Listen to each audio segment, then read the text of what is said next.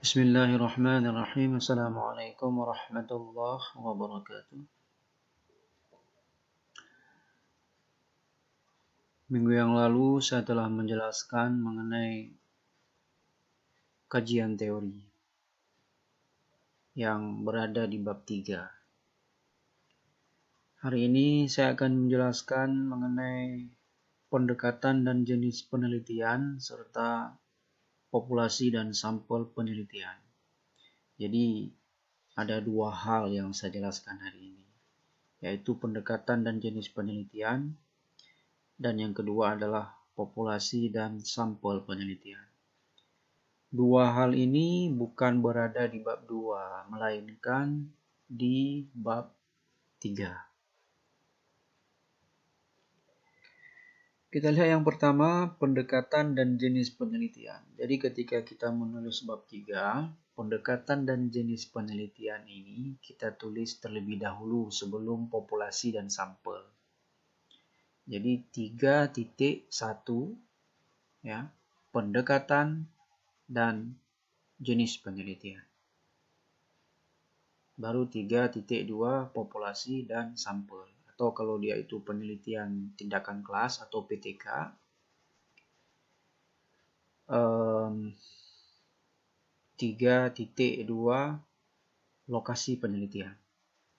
Ya, tergantung bagaimana atau jenis penelitian apa yang kita lakukan. Namun secara umum struktur bab 3 ini pendekatan dan jenis penelitian, kemudian yang kedua populasi dan sampel penelitian. Nah, itu urutannya ya. Nah, pertama kita lihat dulu apa itu pendekatan penelitian. Jadi pendekatan penelitian itu adalah cara berpikir. Pendekatan itu kan cara berpikir.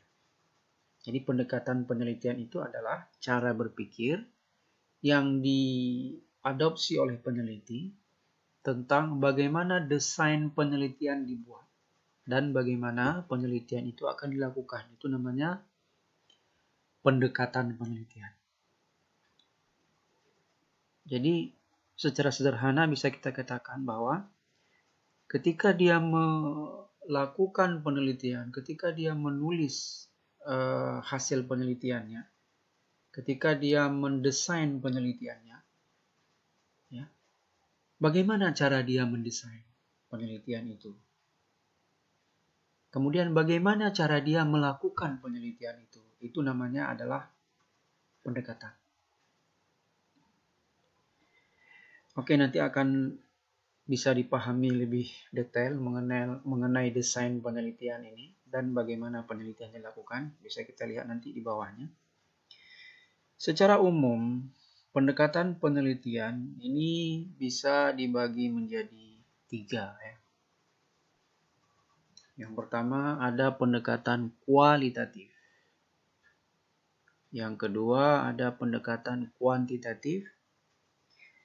Dan yang ketiga kuantitatif dan kualitatif atau campuran atau mixed method. Ya. Jadi campuran, metode campuran, pendekatan campuran. Kita lihat dulu yang pertama, pendekatan kualitatif.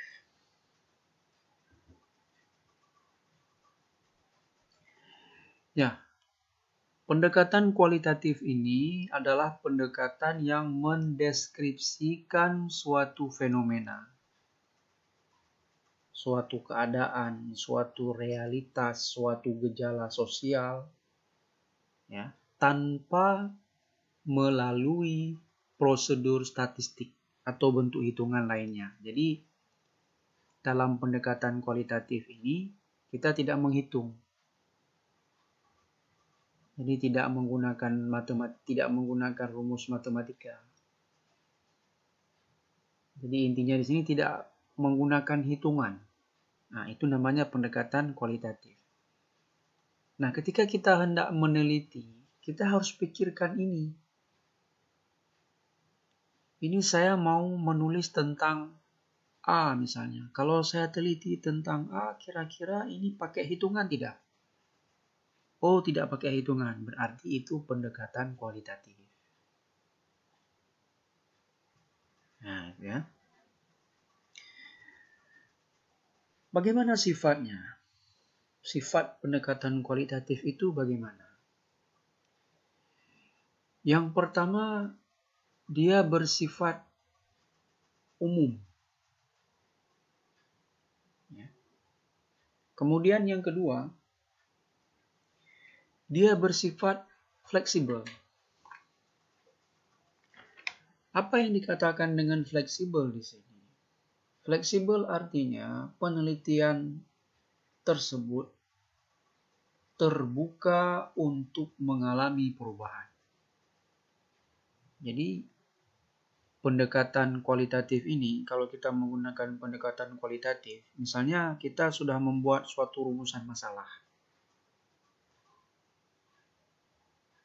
Rumusan masalah ini ada kemungkinan lagi untuk berubah. Nah, ini namanya pendekatan kualitatif. Nah, jadi ada kemungkinan untuk berubah. Ketika kita melakukan penelitian, tampaknya bukan seperti ini, tapi begini. Nah, itu bisa saja kita sesuaikan. Jadi proses-proses penyesuaian inilah yang disebut dengan fleksibel. Ya. Jadi ada suatu fenomena yang kita duga seperti ini, tetapi begitu kita terjun ke lapangan bukan seperti yang kita duga, nah itu bisa kita ubah. Jadi kemungkinan untuk mengalami perubahannya itu sifatnya terbuka. Kalau penelitian menggunakan pendekatan kualitatif. Nah, kemudian eksploratif. Eksploratif ini artinya pendekatan kualitatif ini adalah pendekatan yang ketika kita melakukan penelitian, kita melakukannya secara mendalam. Jadi analisis mendalam terhadap suatu fenomena. Nah, itu namanya eksploratif. Nah, jadi kita melakukan analisis secara mendalam, analisis secara detail terhadap suatu fenomena. Nah, misalnya kita melakukan analisis kesalahan berbahasa pada media luar ruang misalnya. Nah, kita melakukan analisis sedetail mungkin apa-apa saja jenis kesalahannya, mengapa itu terjadi kesalahan, ya, atau faktor-faktornya apa, kendala-kendalanya apa sehingga masih terjadi kesalahan. Itu namanya eksploratif. Kita meneliti secara mendalam. Kemudian mengalami perkembangan selama proses penelitian berlangsung. Nah, itulah tadi ya, dia fleksibel ya. Bisa jadi di awal sebelum kita meneliti, kita melihat fenomena yang seperti ini. Tetapi ketika kita sudah teliti, fenomenanya lain lagi. Ya, bisa saja dia mengalami perubahan. Itu namanya mengalami perkembangan selama proses penelitian berlangsung. Kalau kita lihat dari segi tujuan, karena dia tadi sifatnya eksploratif, maka data yang kita pilih, data yang kita kumpulkan itu harus lebih mendalam, mendetail. Jadi datanya itu mendalam, detail. Kemudian pendekatan kualitatif ini digunakan untuk mengembangkan teori. Jadi sudah ada sebuah teori, kita kembangkan, teori itu kita kembangkan. Misalnya ada teori A, kita mencoba melihat teori A ini berlaku tidak untuk teori yang lain, untuk fenomena yang lain. Kalau teori ini adanya di sini berlaku tidak teori itu. Nah, jadi kita bisa mengembangkan teori dengan kalau menggunakan pendekatan kualitatif. Kemudian untuk mendeskripsikan kenyataan secara kompleks terhadap suatu fenomena yang diteliti. Nah, inilah tadi ya. Jadi kalau kita meneliti menggunakan pendekatan kualitatif, kita bisa mendeskripsikan suatu fenomena secara kompleks.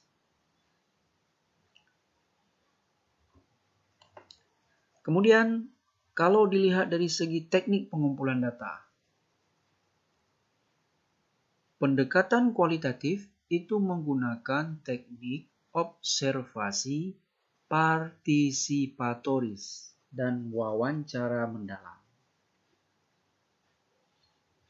Nah, apa yang dikatakan dengan observasi partisipatoris ini? Ada juga yang menyebut observasi partisipan. Jadi sama saja ya. Nanti ada lawan dari observasi partisipatoris ini, ada yang namanya observasi non partisipatoris atau non partisipan. Sama ya. Nah, observasi partisipatoris ini adalah observasi berupa pengamatan yang dilakukan oleh observer atau oleh yang meneliti dengan cara dia ikut terlibat atau ikut ambil bagian dalam kehidupan orang-orang yang diobservasi. Nah, ini namanya observasi partisipatoris. Jadi dia juga terlibat di dalamnya. Terlibat langsung.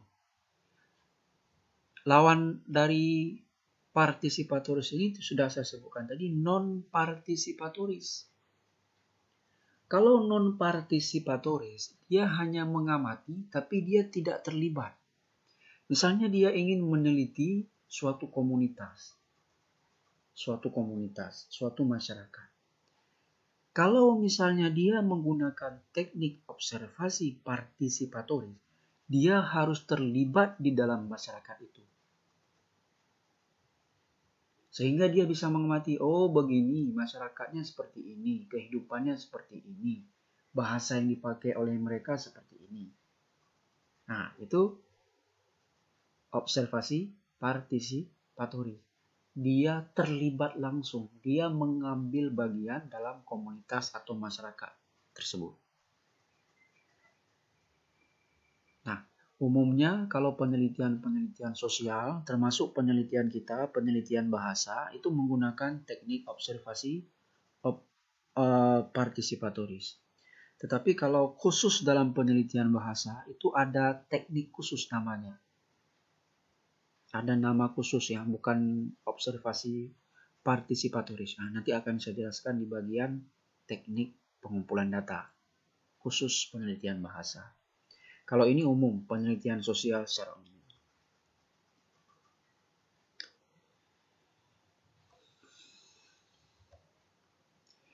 Nah, kalau dilihat dari segi instrumen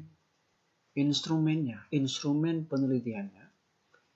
Instrumen penelitiannya itu berupa buku catatan. Instrumen ini artinya alat untuk mengumpulkan data. Bisa berupa alat rekam. Kita bisa merekam, karena tadi wawancara kita rekam. Kemudian peneliti itu dia bisa menginterpretasi. Jadi data yang dia dapat itu bisa dia interpretasi sendiri. Nah, itu pendekatan kualitatif jika dilihat dari segi instrumennya. Jika dilihat dari segi analisis datanya itu bersifat induktif, khusus umum. Artinya apa? Proses penarikan simpulan dari investigasi kasus yang kecil secara detail untuk mendapatkan gambaran besarnya. Jadi dari sebuah gejala sederhana, kita meneliti gejala itu. Dari gejala itu kita bisa menyimpulkan suatu gejala yang lebih besar lagi. Itu namanya induktif. Dan proses induktif ini munculnya teori baru. Nah, sederhananya seperti ini.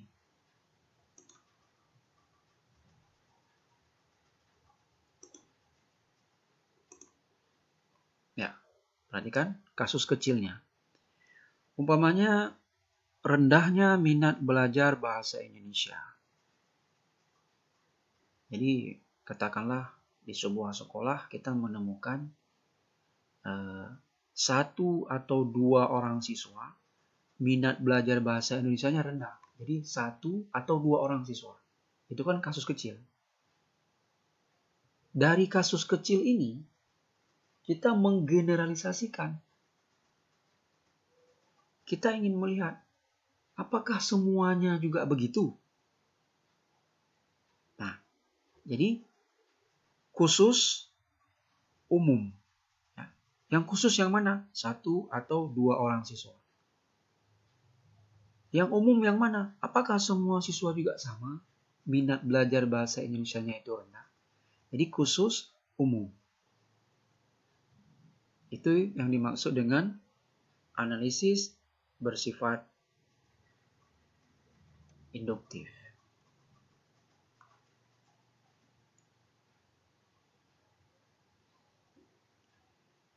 Jadi dengan kata lain, ya, data yang kita kumpulkan kalau kita menggunakan pendekatan kualitatif, itu berupa serpihan atau bagian-bagian kecil, kemudian dirangkai, menghasilkan gambaran yang lebih besar lagi.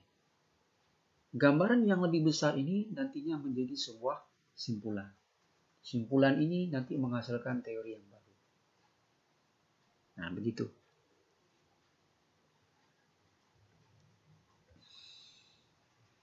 Dari segi settingnya, dia natural setting. Artinya apa? Data yang dikumpulkan itu bukan rekayasa, tapi memang alamiah sifatnya. Dari lingkungan nyata, kita tidak merekayasa. Jadi data yang kita dapatkan itu benar-benar data ilmiah, tidak kita rekayasa. Murni.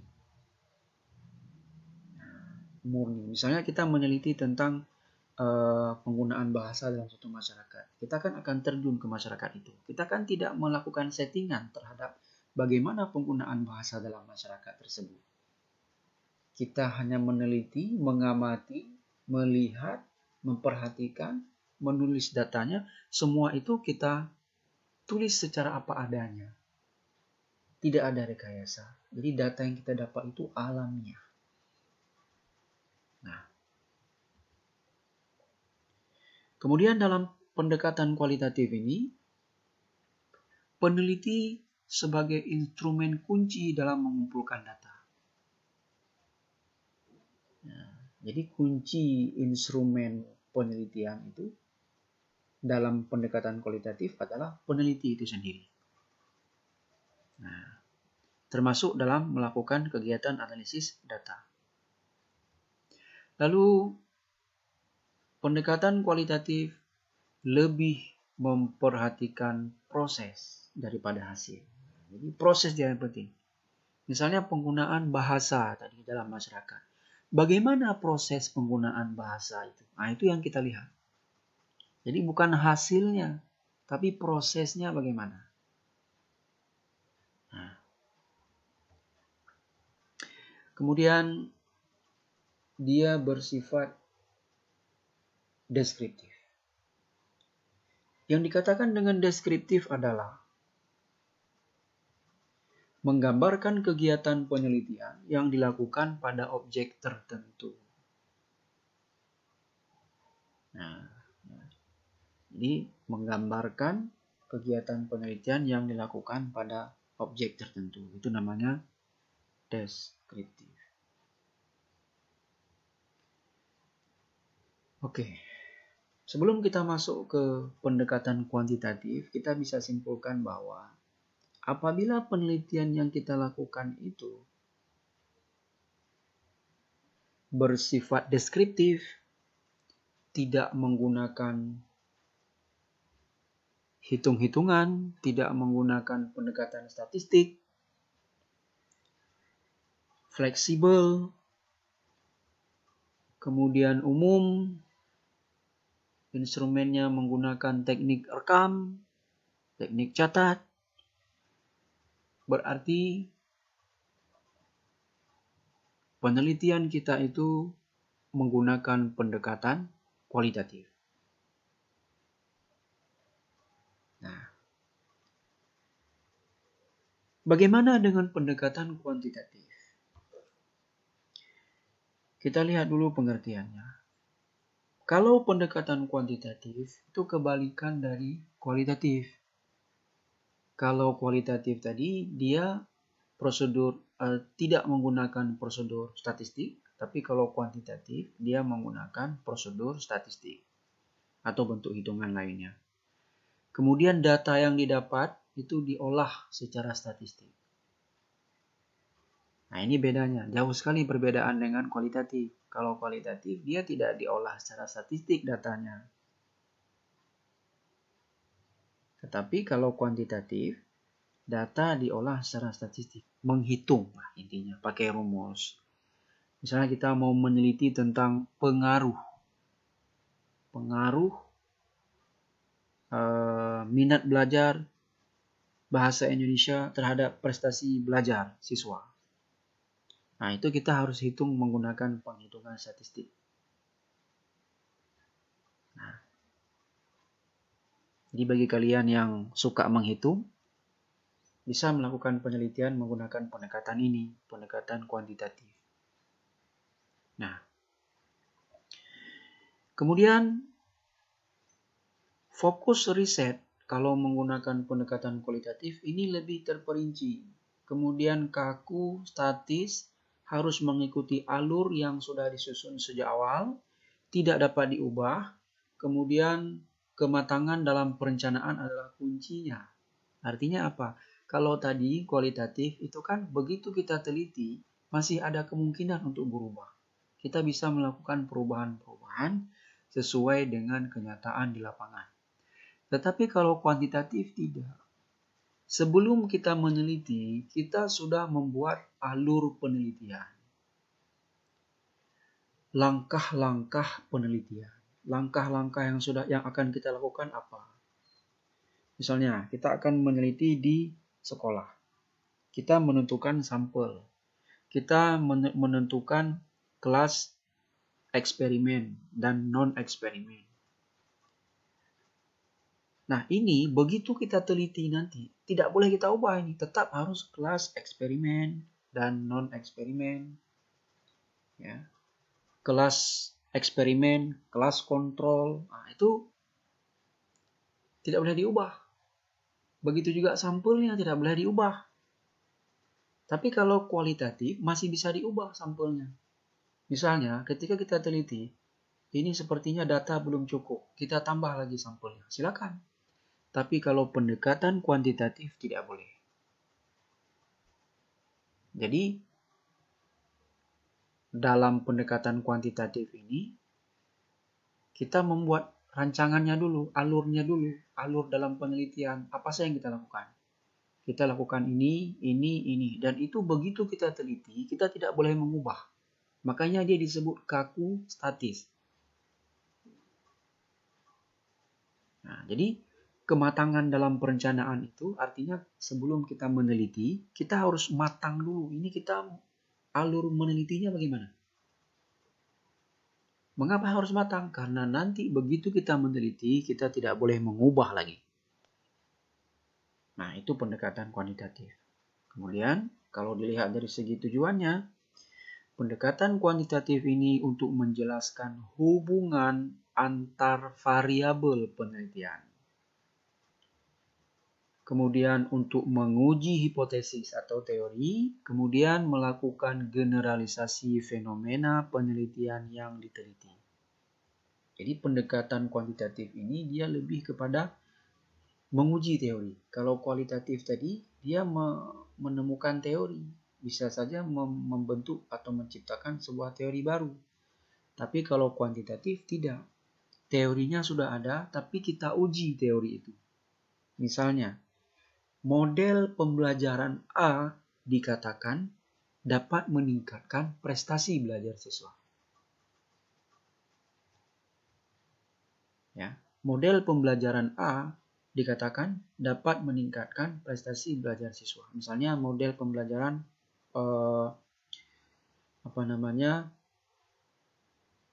PBL, Problem Based Learning.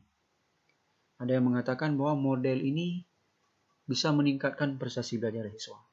Nah, kita teliti benar tidak model itu bisa meningkatkan prestasi belajar siswa. Sehingga muncul hipotesis nanti. Model pembelajaran PBL, ya, Problem Based Learning dapat meningkatkan prestasi belajar siswa. Nah, jadi di bab 1, kalau kita menggunakan pendekatan kuantitatif, di bab 1 kita harus rumuskan hipotesisnya. Jadi pendekatan kuantitatif harus ada hipotesis penelitian dan itu disebutkan di bab 1-nya. Posisinya boleh sesudah definisi operasional, boleh. Atau sebelum definisi operasional, tergantung sistematikanya bagaimana yang ditentukan oleh fakultas. Intinya, kalau pendekatan kuantitatif itu harus ada yang namanya hipotesis, karena memang pendekatan kuantitatif itu untuk menguji hipotesis atau menguji teori. Nah, bagaimana contoh contoh hipotesis ya? Nah, ini kita lihat ya, contohnya ini. Nah, ini hipotesis. Jadi ada yang meneliti tentang menulis deskripsi. Maka dibuatlah hipotesis. Kemampuan siswa dalam menulis deskripsi di kelas 1-3 atau 10-3 SMA Negeri 1 Janto Makmur masih rendah. Nah, ini hipotesis. Belum diuji. Teknik konferensi dapat meningkatkan keaktifan siswa dalam pembelajaran menulis deskripsi karena proses menulis deskripsi dilakukan secara individu dan kelompok. Teknik konferensi dapat meningkatkan motivasi siswa dalam pembelajaran menulis deskripsi karena proses menulis deskripsi dapat membuat siswa senang. Teknik konferensi dapat meningkatkan prestasi siswa dalam menulis deskripsi. Siswa kelas 10-3 SMA Negeri 1 Janto Makmur memiliki perbedaan karakteristik belajar antara siswa yang satu dan yang lain karena kemampuan siswa bersifat heterogen. Nah, ini semua dari nomor 1 sampai nomor 5 ini adalah hipotesis yang harus diuji. Dan ini nanti disebutkan di bab 4 hasil penelitian. Jadi harus diuji dulu dia. Diuji menggunakan penghitungan statistik. Nah, itu. Ketika diuji, ternyata misalnya ini hipotesisnya kemampuan siswa dalam menulis deskripsi di kelas 10-3 SMA Negeri 1 Janto masih rendah. Begitu diuji, oh iya rendah masih. Dapat hasilnya rendah. Maka hipotesisnya benar. Teknik konferensi dapat meningkatkan keaktifan siswa dalam pembelajaran menulis deskripsi karena proses menulis deskripsi dilakukan secara individu. Nanti kita uji dia dengan penghitungan statistik, dengan penerapannya. Ternyata sesudah kita lihat ternyata bisa meningkatkan keaktifan. Oh, berarti hipotesis ini terbukti. Begitu juga dengan nomor 3, 4, dan 5. Jadi, pendekatan kuantitatif itu dia tujuannya adalah menguji hipotesis.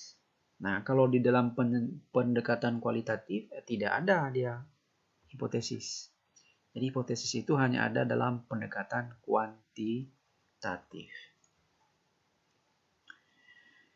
Kemudian dari segi pengumpulan data, instrumen yang digunakan itu adalah angket,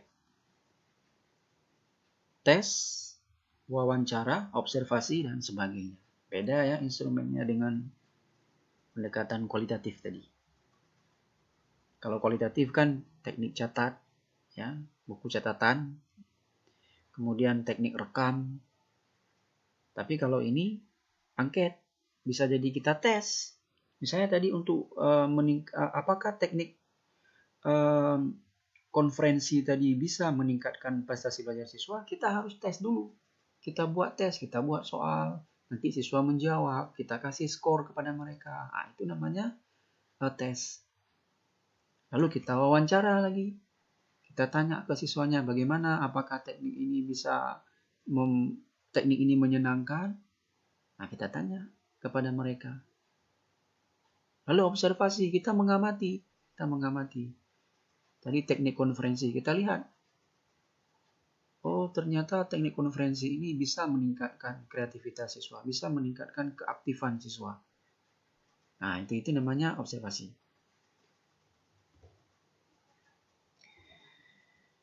Kemudian,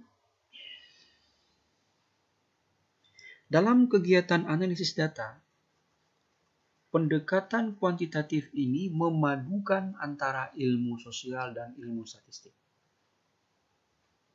Nah, jadi ada perpaduan ya. Beda dengan kualitatif. Kalau kualitatif memang sama sekali tidak menyinggung statistik. Tapi kalau kuantitatif, ilmu sosial dan ilmu statistik itu dalam analisis datanya itu dipadukan. Ya. Kemudian analisis data bersifat deduktif, umum khusus. Nah, beda kalau tadi induktif, khusus umum. Nah, kalau ini deduktif, umum, khusus. Nah, maksudnya begini ya.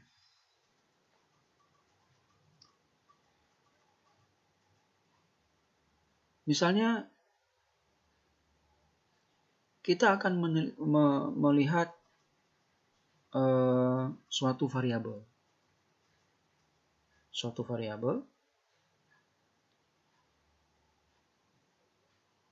Variabel ini memiliki ciri-ciri yang umum.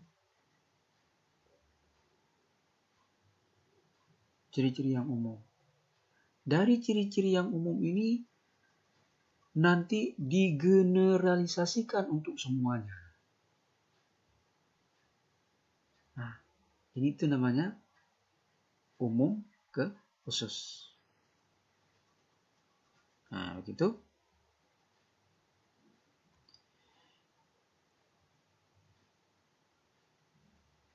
Oke.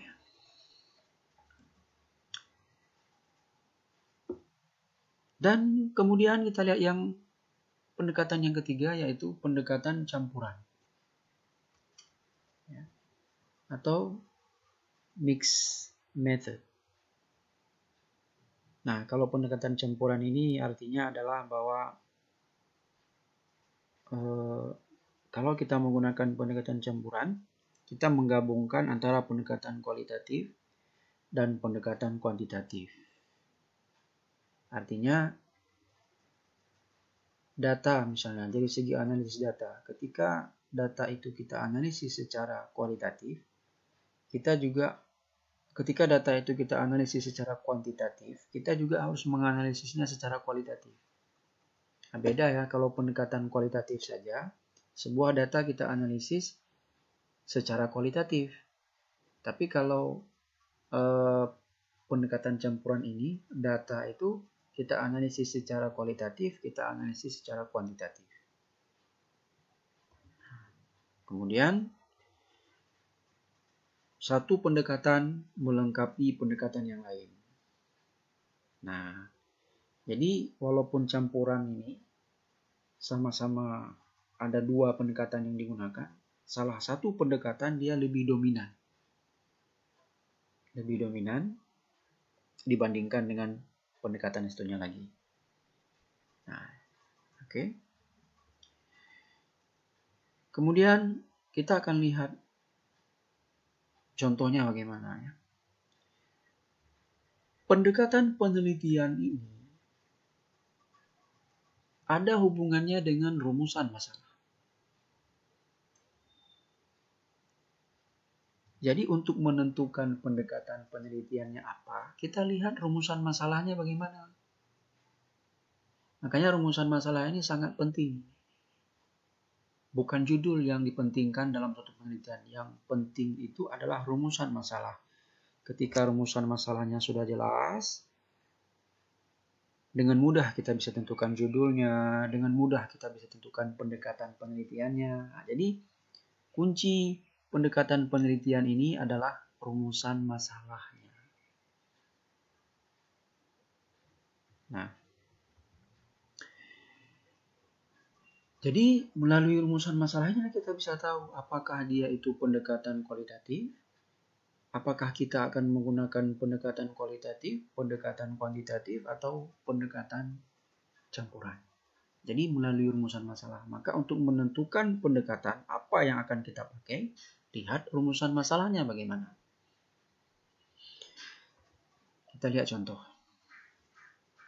Kalau rumusan masalahnya seperti ini, bagaimanakah penggunaan gaya bahasa, film, animasi, Upin dan Ipin pada perilaku komunikasi anak-anak di Gampung Ladang, Kecamatan Susuh, Aceh Barat Daya? Ini kira-kira apa pendekatannya?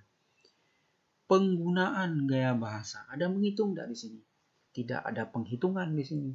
Maka ini adalah penelitian dengan menggunakan pendekatan kualitatif. Ya, mengapa? Karena memang tidak berhitung.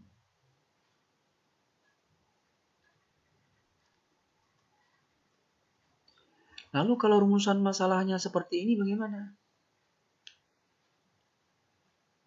Bagaimanakah kemampuan siswa kelas 2 SMP Negeri 8 Kota Banda Aceh menggunakan ejaan dalam menerjemah?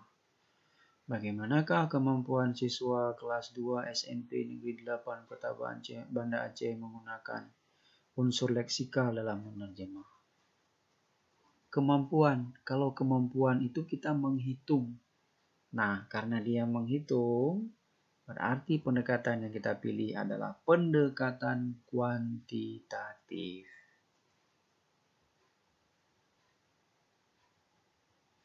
Oke. Lalu jenis, kita lihat jenis penelitian. Nah, untuk jenis penelitian ini saya tidak menjelaskan secara detail ya, karena Ibu Urani tentu sudah menjelaskan masalah ini. Jadi saya hanya menuliskan di sini jenis-jenisnya untuk mengingatkan kembali. Jadi jenis penelitian itu ada berdasarkan tinjauan bidang keilmuan, ya, ada penelitian sains, humaniora. Kemudian berdasarkan tinjauan lokasi ada lapangan, sains, perpustakaan, sains laboratorium, dan seterusnya ya. Nah, ini juga ya. Oke. Nah, yang menjadi intinya adalah bagaimana redaksi kalimat pada bagian pendekatan dan jenis penelitian. Secara umum, redaksi kalimatnya seperti ini. Jadi kita buat dulu 31, ya. Buat nomor di sini 31, tapi saya tidak buat di sini. Ini karena ini adalah bentuknya PowerPoint, saya tidak buat. Tapi kalau dalam skripsi buat 31. Pendekatan dan jenis penelitian. Jangan terbalik ya, jangan jenis dan pendekatan, tapi pendekatan dan jenis penelitian. Kita buat dulu pendekatan penelitian. Pendekatan penelitian ini adalah pendekatan kualitatif. Lalu sebutkan pengertiannya, cukup satu saja dari ahli. Ya. Misalnya Mahsun tahun 2012 halaman 57 menyatakan bahwa penelitian kualitatif adalah, nah itu, penelitian yang bertujuan untuk Sesudah kamu sebutkan pengertian pendekatan kualitatif, sebutkan juga pendekatan ini dipilih karena. Jadi apa alasan memilih pendekatan ini? Sebutkan. Jadi sesudah kita sebut pengertiannya, sebutkan alasan mengapa memilih pendekatan itu. Nah, alasan ini ada hubungan dengan rumusan masalah. Jadi tetap ketika kita ingin menentukan alasannya apa, lihat rumusan masalahnya bagaimana. Baru kita bisa menyebutkan alasan pendekatan ini dipilih. Sesudah itu, selanjutnya, jenis penelitian ini adalah penelitian deskriptif. Jenis penelitian ini adalah penelitian deskriptif. Penelitian deskriptif adalah, sebutkan dulu pengertiannya, kemudian sebutkan juga alasannya. Jenis penelitian ini dipilih karena. Jadi mengapa jenis penelitian ini dipilih? Alasannya apa? Jadi sistematikanya pengertian pendekatan, kemudian alasan memilih pendekatan itu. Pengertian jenis penelitian, lalu alasan memilih jenis penelitian tersebut. Itu yang disebutkan di bagian pendekatan dan jenis penelitian.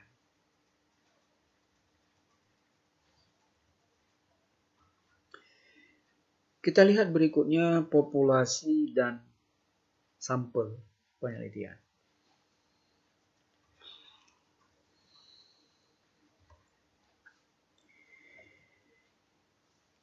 Nah, selain membicarakan populasi dan sampel penelitian, sekalian saya juga akan membicarakan mengenai data dan sumber data, kemudian mengenai subjek penelitian. Jadi, mengapa saya bicarakan sekaligus? Karena memang sering dalam penelitian itu, kadang-kadang ada orang menggunakan populasi dan sampel penelitian. Kadang-kadang ada juga orang tidak menggunakan populasi dan sampel penelitian, tapi dia menggunakan data dan sumber data. Kadang-kadang tidak menggunakan yang dua-duanya ini, tapi dia hanya menggunakan subjek penelitian. Apa bedanya? Nanti kita lihat di bawah. Nah, kita lihat dulu populasi dan sampel penelitian. Apa itu populasi dan sampel penelitian? Populasi, yang dikatakan dengan populasi itu adalah keseluruhan subjek penelitian. Itu namanya populasi, keseluruhan subjek penelitian. Kemudian yang namanya sampel adalah representasi atau bagian dari populasi. Misalnya ya, kita ingin meneliti di sekolah, meneliti kemampuan siswa misalnya. Kemampuan siswa yaitu siswa kelas 12. Kelas 12 SMA. Jadi seluruh siswa kelas 12 SMA, misalnya katakanlah di sebuah sekolah, jumlah siswa kelas 12 di SMA tersebut adalah 200 orang. Nah, jumlah siswa kelas 12 SMA tadi, jumlah semuanya, itu namanya populasi. Lalu dari populasi ini, dari jumlah semuanya, kita ingin mengambil sebagian saja. Tidak semua kita ambil. Kita ambil sebagian saja. Nah, yang sebagian kita ambil itu namanya sampel. Misalnya kita ambil 100 orang dari 200 ini. Jadi 100 orang ini sampel. Misalnya ada 1000 orang. Lalu kita, saya tidak mau mengambil 1000, saya ambil 200 orang saja. 1000 tadi adalah populasi, sedangkan 200 orang tadi adalah sampel. Begitu ya, perbedaan antara populasi dan sampel penelitian. Kemudian ada yang namanya data dan sumber data. Ya, tadi ada populasi dan sampel penelitian. Lalu bagaimana dengan data dan sumber data? Kalau data dan sumber data, kita boleh gunakan data dan sumber data, boleh tidak menggunakan populasi dan sampel dengan catatan data yang kita ambil bersumber dari dokumen. Kalau dalam penelitian bahasa atau sastra, dia umumnya menggunakan data dan sumber data. Tapi kalau dalam penelitian pendidikan yang sumbernya itu adalah orang, itu umumnya yang digunakan adalah populasi dan sampel. Tapi kalau sumber data kita itu adalah bahasa, maka kita menggunakan data dan sumber data, bukan populasi dan sampel. Ya, secara umum begitu. Misalnya kita ingin meneliti di bidang sastra. Sumber datanya adalah novel, bukan orang, tapi novel. Maka yang kita pakai itu adalah data dan sumber data, bukan populasi dan sampel. Jadi lebih tepatnya itu adalah data dan sumber data. Tapi kalau penelitian bahasa, misalnya yang kita teliti itu adalah masyarakatnya, bukan bahasanya, tapi masyarakatnya. Itu boleh kita gunakan data dan sumber data, boleh juga kita gunakan populasi dan sampel. Nah, seperti itu ya. Lalu ada lagi yang namanya subjek penelitian.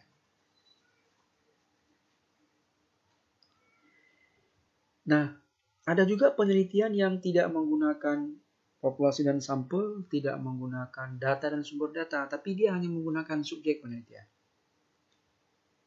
Boleh saja menggunakan subjek penelitian, tetapi syaratnya kalau peneliti mengambil seluruh populasi sebagai sasaran penelitian. Jadi, kalau penelitian itu tidak ada sampel, maka kita boleh menggunakan subjek penelitian. Bukan populasi dan sampel, bukan juga data dan sumber data, tapi cukup subjek penelitian. Nah, begitulah perbedaan antara populasi dan sampel, data dan sumber data, serta subjek penelitian. Nah, tadi ada subjek penelitian saja, mengapa tidak ada populasi dan sampel? Ini alasannya. Tidak semua penelitian harus ada sampel. Boleh dia populasi saja. Kalau memang kita sanggup melakukannya, misalnya jumlah siswa yang akan kita teliti itu ada 200 orang. Ya sudah, ambil saja semua, tidak perlu ambil sampel. Atau jumlah siswanya hanya 100 orang, ambil semua, tidak perlu ambil sampel. Maka namanya adalah subjek penelitian. Nah, penelitian yang tidak menggunakan sampel tadi itu disebut dengan penelitian populasi. Tapi kalau memang populasinya terlalu banyak, misalnya tadi saya singgung 1000, misalnya, ada 1000 orang. Nah, itu boleh ambil 200. Nah, itu namanya populasi sampel. Bukan penelitian sampel, bukan penelitian populasi. Tetapi kalau memang populasinya banyak, ada 500 orang, saya menyarankan sebaiknya gunakan sampel saja. Ada 300, gunakan sampel saja. Mengapa? Karena ada keuntungan ya. Ada keuntungan kita menggunakan sampel. Yang pertama, dia lebih efisien. Baik dari segi uang, dari segi waktu, dari segi tenaga, itu lebih efisien. Kalau misalnya sampelnya banyak, sampai 500, sampai 1000, bisa dibayangkan berapa banyak uang yang keluar, berapa banyak waktu yang tersisa, waktu yang kita gunakan untuk menganalisis data. Tidak cukup sehari 2 hari kalau misalnya sampelnya adalah 1000. sementara kita dikejar oleh waktu. Misalnya penelitian yang kita buat ini harus selesai dalam jangka waktu 2 minggu. Tidak mungkin sampelnya itu sampai 1000 orang. Jadi penentuan sampel ini juga harus mempertimbangkan waktu, mempertimbangkan tenaga, mempertimbangkan uang. Kalau penelitian yang kita lakukan itu rentang waktunya setahun atau 2 tahun, mungkin saja kita mengambil populasi semuanya. Tapi kalau hanya waktunya sebulan atau waktunya hanya 2 atau 3 minggu, tidak mungkin kita ambil populasi semua, kan? Maka kita tentukan sampel supaya lebih efisien. Kemudian tingkat ketepatannya itu lebih tinggi. Jadi kalau sampel kita ambil, tingkat ketepatannya lebih tinggi. Ketepatan apa? Ketepatan hasil penelitiannya lebih tinggi, ya. Kemudian tidak rumit. Jadi kalau kita menggunakan sampel juga tidak rumit dia. Nah, itu keuntungannya. Kemudian bagaimana cara menentukan sampel? Jadi tadi saya ada menyinggung bahwa kalau populasinya banyak, katakanlah ada 1000 orang, tentukan sampel. Supaya apa? Lebih efisien dari segi uang, waktu, dan tenaga. Lalu dari 1000 orang tadi saya katakan ambil 200 saja. Nah, tidak bisa sampel kita tentukan sesuka hati kita. Tapi ada ketentuannya. Jadi dalam menentukan sampel itu, dia ada ketentuan yang tidak boleh kita langgar. Tidak boleh misalnya sampelnya ada 1000, saya ambil 100 sajalah. Saya ambil 50 orang sajalah. Tidak bisa. Jadi ada syarat dia untuk menentukan sampel. Syarat untuk menentukan sampel itu dikatakan oleh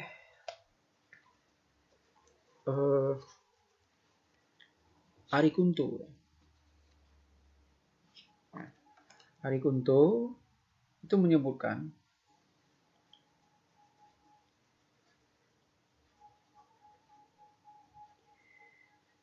disebutkan oleh Arikunto, kita bisa mengambil sampel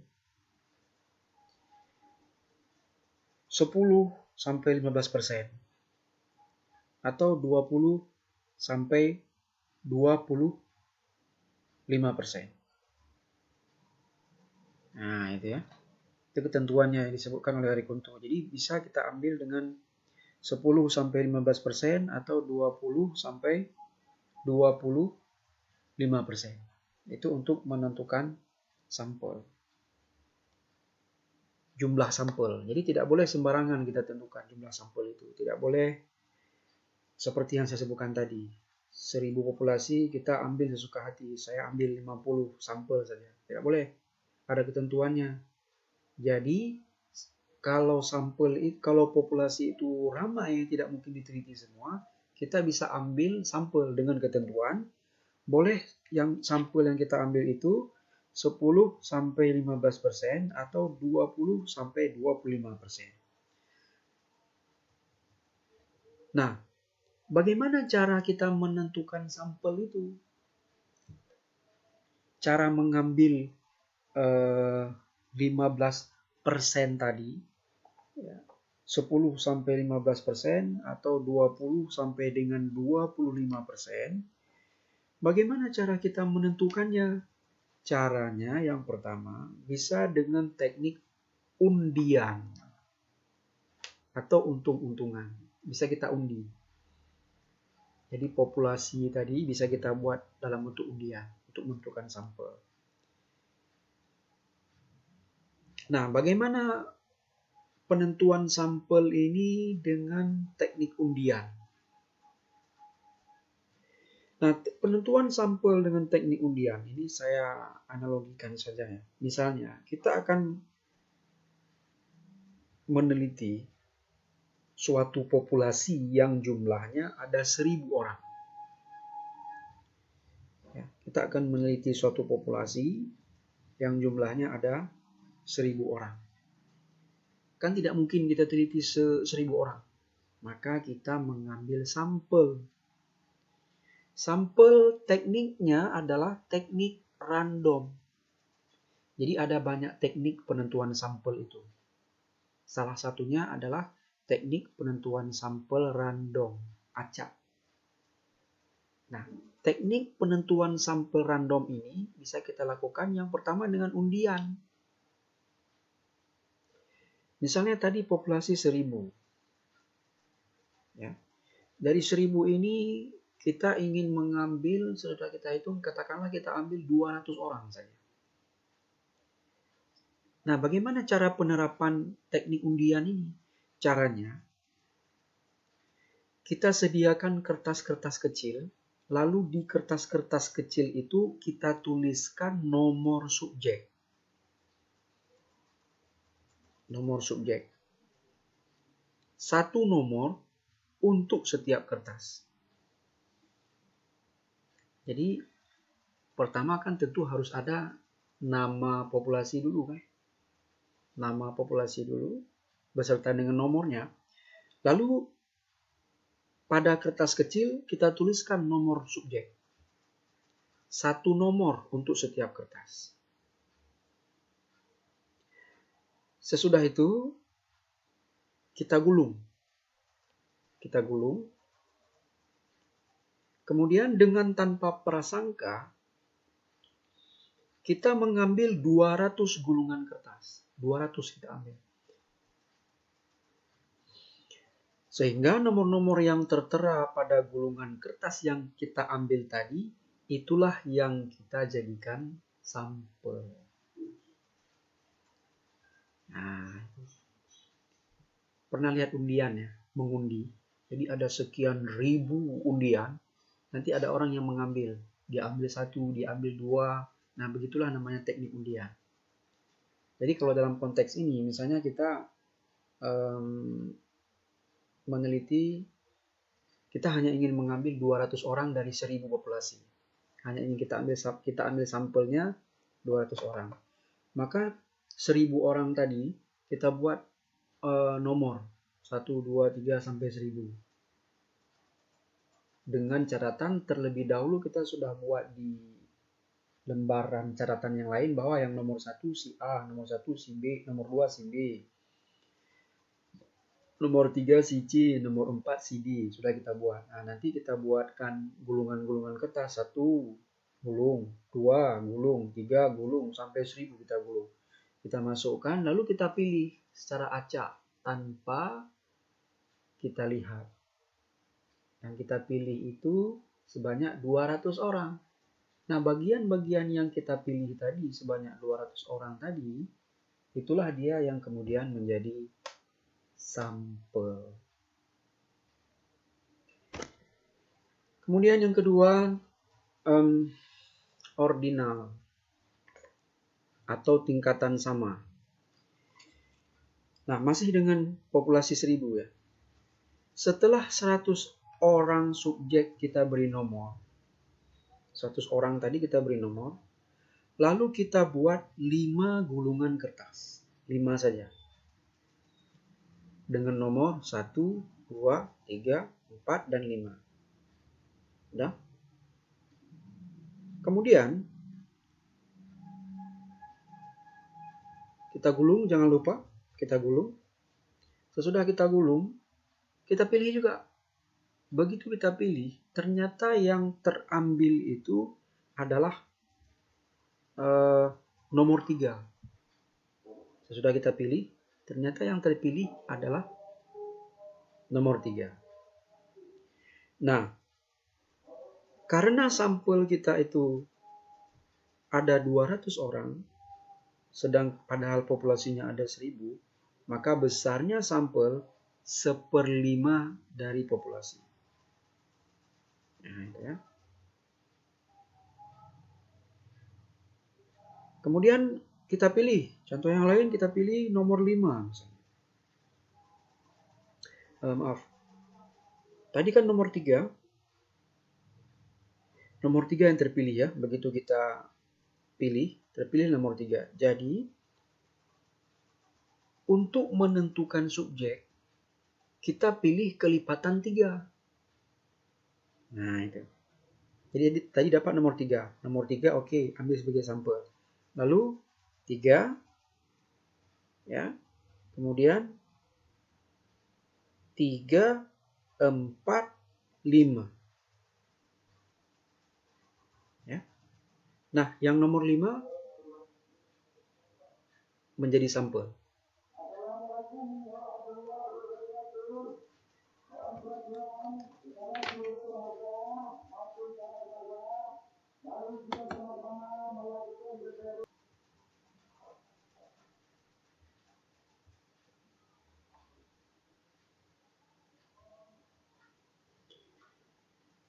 Oke ya.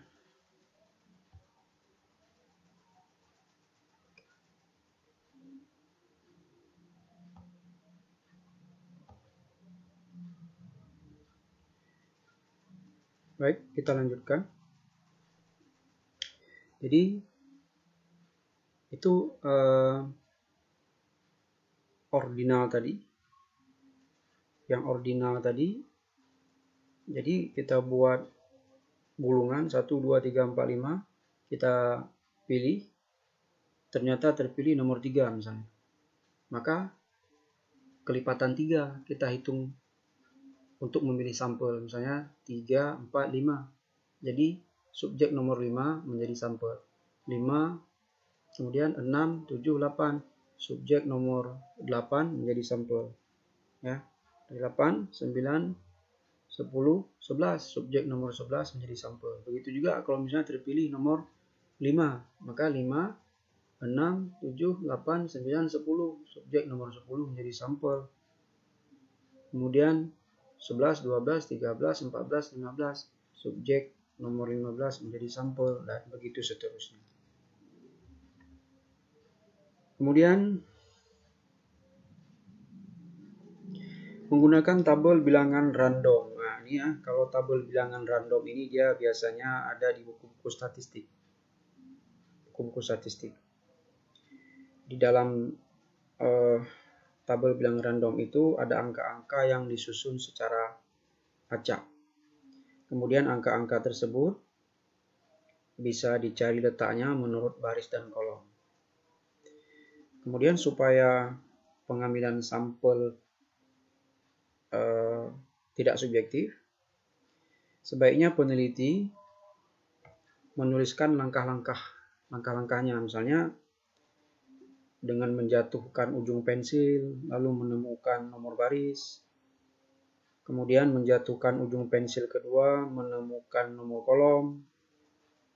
Nah, pertemuan antara baris dan kolom ini jadilah dia subjek ke-1. Dan seterusnya ya. Nah, itu teknik penentuan sampel secara random. Sebenarnya ada banyak sekali teknik penentuan sampel. Ini ada teknik sampel berstrata, ya. Ada sampel wilayah atau area, probability sample ya. Nah, ini dia ya. Ini random, ini yang tadi kita bahas. Kemudian kalau teknik random ini, kalau subjeknya itu kurang dari 100 orang, ambil saja semua. Lebih baik ambil semua. Kemudian kalau lebih dari 100 orang, kita bisa ambil 10-15% atau 20-25% atau lebih. Ya, dengan pertimbangan waktu, tenaga, biaya, luas wilayah, dan risikonya. Nah, kemudian ada sampel berstrata, teknik sampel berstrata. Nah, ini penentuan sampelnya adalah mengambil representasi subjek penelitian dari berbagai tingkatan. Jadi melihat strata di sini. Bisa misalnya strata ekonomi, strata umur, strata pendidikan, strata sosial, tingkatan-tingkatan sosial. Nah, Jadi itu dari segi tingkatan. Tergantung apa yang ingin kita teliti dan apa yang kita lihat. Kemudian wilayah. Nah, teknik sampel wilayah. Nah, ini kita menentukan wilayah. Kita mengambil wilayah dalam populasi. Ya, itu ya. Nah, bagaimana dengan populasi dan sampel dalam linguistik? Dalam penelitian linguistik, ya, penelitian bahasa, pada bagian populasi dan sampel atau data dan sumber data, kita menggunakan istilah informan. Ya, kita dapat menggunakan istilah informan.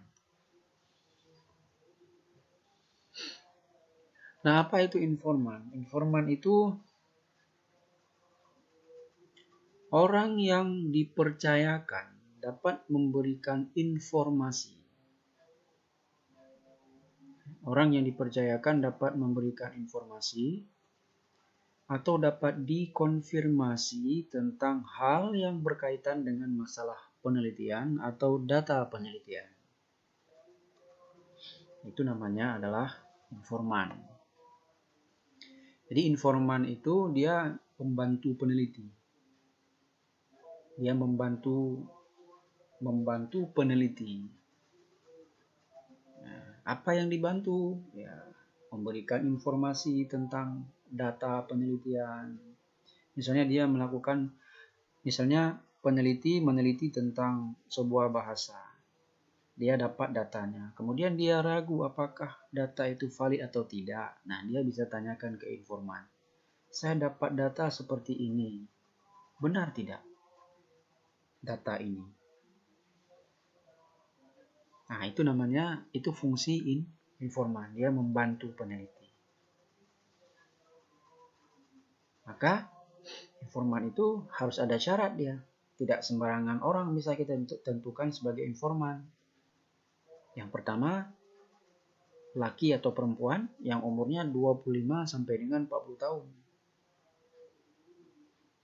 Walaupun sebenarnya bisa juga 60, 65 tahun ya, boleh ya. Tidak apa-apa, tergantung pada data yang kita butuhkan bagaimana. Nah, itu. Kemudian seorang informan itu juga dapat berkomunikasi secara langsung dengan peneliti. Jadi ketika peneliti misalnya ingin mengklarifikasi sebuah data, jadi informan itu bisa langsung berkomunikasi dengan peneliti. Kemudian tidak cacat alat bicara dan alat pendengaran. Ya, susah juga kalau misalnya cacat alat bicara dan alat pendengaran. Jadi tidak boleh informan cacat alat bicara dan alat pendengaran. Kalau itu penelitian bahasa ya. Nah, kemudian kemampuan dia mengingat juga baik. Jadi seorang informan itu tidak boleh dia itu orang lupa saya, tidak boleh dia. Jadi dia harus memiliki kemampuan mengingat yang baik. Kemudian informan juga merupakan penutur asli dan aktif menggunakan bahasa tersebut. Nah, yaitu penutur asli dan aktif menggunakan bahasa itu.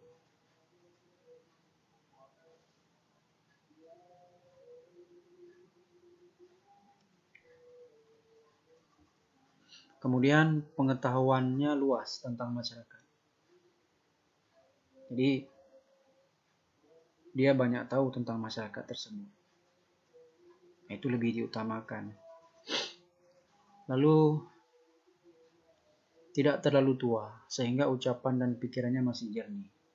Tapi syarat ini sifatnya kondisional ya. Ada orang yang sudah tua tapi daya ingatnya masih jernih, masih kuat. Bisa saja kita ambil sebagai informan. Yang jangan orang tua tapi banyak lupa, sudah pikun, nah itu jangan. Tapi kalau dia umurnya sudah 80, 90 tahun, kemampuan dia mengingat masih jernih, daya ingatnya masih kuat, dia mampu menjelaskan sesuatu dengan baik, tidak masalah, itu kita ambil sebagai informan. Jadi di sini dibutuhkan kejelian peneliti dalam menentukan informan. Kemudian menguasai dengan baik bahasa daerahnya dan bahasa Indonesia.